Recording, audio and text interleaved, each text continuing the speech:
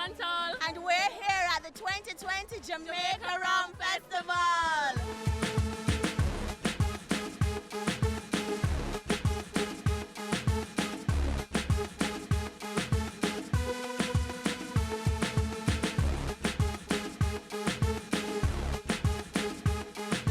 So festivals are a big part of what brings people to a destination. A number of other festivals are happening, but Jamaica is known as a rum destination from way back. As you recall, long before sugar became as strong, rum was. And so Jamaica has been able to make a statement in that, and so we want to use it and we want to celebrate it. People travel for unique experiences, and the culture of a country is that defining feature of it. What's different creates what we call the specificity of a people. It is what really identifies you. And so Jamaica is celebrating its identity with these festivals. And I think that the world comes to see you as you are. I saw, in fact, how ubiquitous rum really is. And the fact that so many of the Jamaican foods can be infused into the rum mix to give you a presentation that is not just tasty, but has that kick. So we see that thyme was infused in the rum mix. That we saw that mint was that apple and OTT apple and so on. So all the Jamaican fruits, we saw that they could be infused in it, including also some of the food stuff that Jamaicans actually eat that normally we regard as things to eat.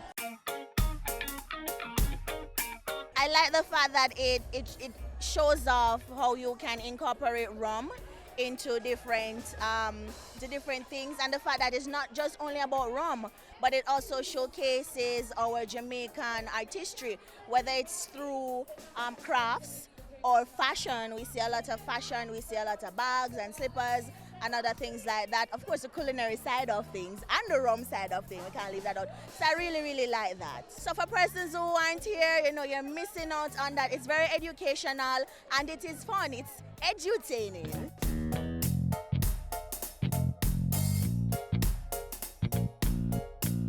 What I am doing here at Rumfest today is sampling of sugarcane product. Sugarcane product which is coming all the way from the days of slavery. I'm thinking about wet sugar, tambourine and sugar, roots wine, sugarcane juice, and other product from sugarcane. Now all these products have been coming from sugarcane, but we have some very special product here today, which many of you don't know of, which is a tambourine and wet sugar syrup. The wet sugar syrup and tambourine, that is a total body cleanser, and it's one of the best for constipation. We have another one which is a roots wine. The roots wine is made of cane juice, sarsaparilla, rosemary, strongback, Guinean weed, and neem. That one end up to be one of the best prostate cleanser. I am impressed. Very high production value, shedding light on some rum producers I really didn't know much about. There are a lot more premium rum offerings in Jamaica. I think it's very much the brand Jamaica. People are playing dominoes, people are drinking rum, buying cues. It's very much part of the Jamaican party experience ethos. I'm here for the fun. So I'm just here to enjoy myself. I was here last year and I had a really, really great time. I decided this year I have to come. The food, because we have a wide variety of food, so you can get jerk chicken here, we have pork, we have a wide variety of stuff that is in sync with us as our tradition. So it is a very good event. And then of course rum. How can we forget that? Rum, when you say rum, you say Jamaica. So it's a very good event, and this is a platform that we can use to highlight what Jamaica is all about for tourists to see, what the vibes, the food, the fellowship, and you name it. The cane juice is also very good. I've had it. It's natural. Everybody wants to come to Jamaica. And so when you have a festival of this nature that you can, people from all over the world can attend, and they are introduced to the various products that Jamaica has to offer. I mean, it goes well for tourism or economic development. So it's a good thing. It's my first time, but certainly I'll be back next year.